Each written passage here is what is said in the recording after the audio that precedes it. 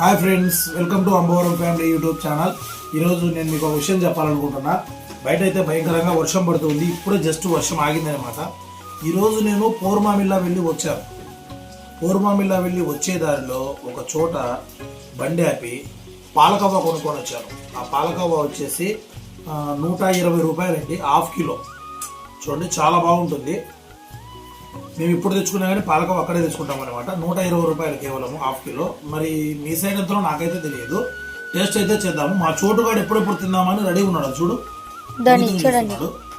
చూడగా నీకు అన్నా చూద్దాము. ఈ పాలకవ్వ చూడండి, చాలా బాగుంది. టేస్ట్ అయితే చూస్తేనే గమగమలు ఆడిపోతుంది. ఫ్రెష్గా తయారు చేస్తున్నారనమాట. కొనుక్కొని వచ్చాను.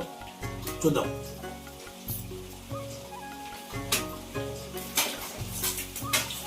అద్రిపోయింది మిత్రులారా. మీకు పాలకవ్వ అంటే ఇష్టం ఉంటే కామెంట్ చేయండి.